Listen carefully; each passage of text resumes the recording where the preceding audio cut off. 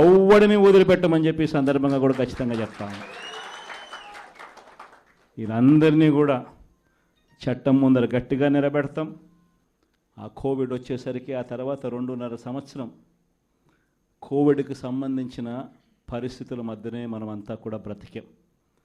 అందుకే పాలనలో ప్రతి అడుగు, ప్రతి నిమిషం, ప్రతి విషయం ఆ కోవిడ్ సమస్యలను ప్రజలకు ఎలా తోడుగా ఉండాలి అనే విధంగానే ప్రతి అడుగు పడుతూ వచ్చింది.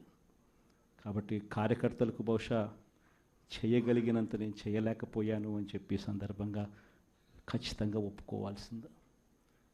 కానీ ఈసారి మాత్రం జగన్ 2లో ప్రతి కార్యకర్తకు అండగా తోడుగా ఖచ్చితంగా ఉంటాను అని కూడా ఈ సందర్భంగా చెప్తాను.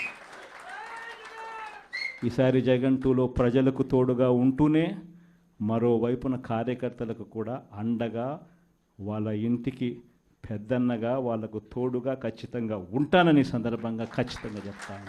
వీళ్ళు దిక్కుమాలిన పాలనలో ఏ మాదిరిగా పాలన చేస్తూ ఉన్నారో కూడా మనమంతా చూసాం. మన తిరుపతి మీ అందరికీ కనిపించుంటుంది.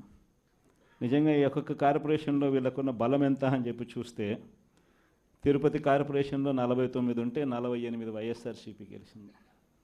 తెలుగుదేశం పార్టీ 1.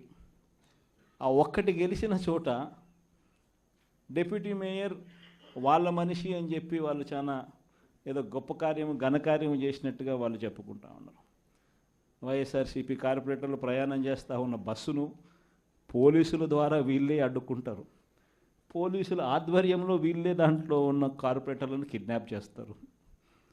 మళ్ళీ వీళ్ళే ఎన్నికల్లో మేమే గెలిచాము అని చెప్పి డిప్యూటీ మేయర్లుగా మావాడే గెలిచాడు అని చెప్పుకునే కార్యక్రమం.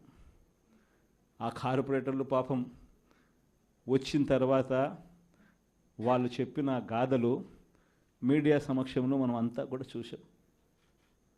ఇదే మాదిరిగా ఏలూరు కార్పొరేషన్ 50 డివిజన్ ఉంటే అందులో 47 వైఎస్ఆర్సీపీ, తెలుగుదేశంకి వచ్చింది 3. నెల్లూరు కార్పొరేషన్ 54 డివిజన్ ఉంటే 54 వైఎస్ఆర్సీపీని. హిందూపురం మున్సిపాలిటీ బాలకృష్ణ కనిపిస్తాడు, చంద్రబాబు నాయుడు బావమరిది, ఆయన ఏదో ఘనకార్యంగా చెప్తాడు. 38 డివిజన్లు ఉంటే వైఎస్ఆర్సీపీకి 29 డివిజన్లు వచ్చినాయి. తెలుగుదేశంకి వచ్చింది కేవలం 6. దాంట్లో ఏదో పదవి ఏదో వచ్చిందని చెప్పి ఘనకార్యంగా చెప్పుకుంటా ఉన్నారు. పాలకొండలో 20 ఉంటే 17 వైఎస్ఆర్ కాంగ్రెస్ పార్టీ, 3 టీడీపీ. అక్కడేమో వైఎస్ఆర్ కాంగ్రెస్ పార్టీ వాళ్ళు ఎవరిని కూడా వీళ్ళు ఒక్కరిని కూడా లాగలేకపోయారు. సో వెంటనే ఏం చేశారు? Post phone. తుని 30 ఉంటే 30కి 30 వైఎస్ఆర్సీపీ. తెలుగుదేశం పార్టీకి ఒక్కడు కూడా లేడు. ఆడ కూడా ఉద్రిక్తత పరిస్థితుల మధ్య ఎలక్షన్ పోస్ట్ పోన్ అంట. పిడుగురాళ్ళ మున్సిపాలిటీ 33కి 33 వైఎస్ఆర్సీపీని, ఈడ కూడా ఎలక్షన్ పోస్ట్ పోన్. నూజవీడు మున్సిపాలిటీ 32 ఉంటే 25 వైఎస్ఆర్సీపీ, 7 టీడీపీ. బుచ్చిరెడ్డిపాలెం 20 ఉంటే వైఎస్ఆర్సీపీకి 18, టీడీపీకి 2. నందిగా మున్సిపాలిటీ 20 ఉంటే వైఎస్ఆర్సీపీకి 13, టీడీపీకి 6. చివరికి గుంటూరులో కూడా 57లో 46 వైఎస్ఆర్సీపీ, టీడీపీకి 9, ఆ కూటమికి 2. దీంట్లో కూడా అవిశ్వాసం పెడతారంట, మేయర్ని దింపేస్తారంట, ఫలానోడు ఇంకొకడు అని చెప్పి మేయర్ పేరు కూడా అనౌన్స్ చేస్తున్నారు. నిజంగా ప్రజాస్వామ్యం అనేది ఎక్కడుంది అని అడుగుతా ఉన్నా. ఇదే మీ అందరికీ గుర్తుందా? ఇవన్నీ ఎలక్షన్లన్నీ, ఇవన్నీ లోకల్ బాడీ ఎలక్షన్స్ మన ప్రభుత్వం ఏర్పడ్డాక 3 సంవత్సరాల తర్వాత జరిగింది. అంటే కోవిడ్ నుంచి బయటపడిన తర్వాత ఎన్నికలు జరిగాయి. ప్రజలు అటువంటి ఎన్నికల్లో వైఎస్ఆర్ కాంగ్రెస్ పార్టీకి ఇలాంటి నెంబర్లతో ప్రజలు పట్టం కట్టారు. అంత బాగా పరిపాలన చేశాము అని చెప్పి ప్రజలు పట్టం కట్టారు.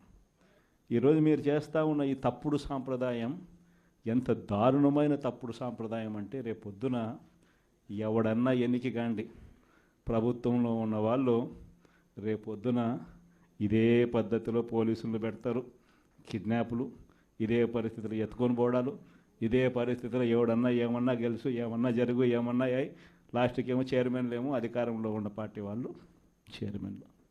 ఇదే ప్రజాస్వామ్యం, ఇదే మనకు కావాల్సిన ప్రజాస్వామ్యం. అందరూ కూడా ఆలోచన చేయాలి. ఇలాంటి రాజ్యం పోవాలి, ప్రజాస్వామ్యం నిలబడాలి, మనలో వ్యక్తిత్వం అనేది పైకి రావాలి, విలువలు విశ్వసనీయతతో కూడిన రాజకీయాలు మళ్ళీ ఎదగాలి. పలానోడు మా నాయకుడు, చెప్పిన ప్రతి మాట నెరవేర్చాడు, ఇతనే మా నాయకుడు అని చెప్పుకునే విధంగా, ప్రజలు గొప్పగా చెప్పుకునే విధంగా నాయకత్వం రావాలి. కార్యకర్త కాలర్ ఎగరేసి చెప్పుకునే విధంగా నాయకత్వం పెరగాలి, ఎదగాలి. ఇది వైఎస్ఆర్ కాంగ్రెస్ పార్టీ ఐడియాలజీ. దీనికి కట్టుబడినాం. ప్రజలకు గొప్ప పాలన అందించాం. రాబోయే రోజుల్లో ఈసారి ప్రజలు మన పాలన చూశారు, చంద్రబాబు నాయుడు పాలన చూశారు.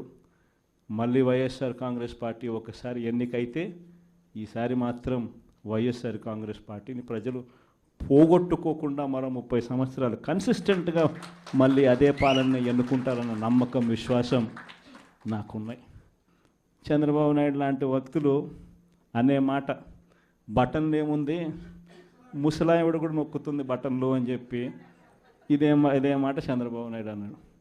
మరి ఇదే చంద్రబాబు నాయుడు ఎందుకు బటన్లు నొక్కలేకపోతా ఉన్నాడు అని చెప్పి ఇదే చంద్రబాబు నాయుడిని ఈరోజు గ్రామంలో ఉన్న ప్రతి ఇంట్లో ఉన్న వ్యక్తులు కూడా ఈరోజు అడుగుతూ ఉన్నారు.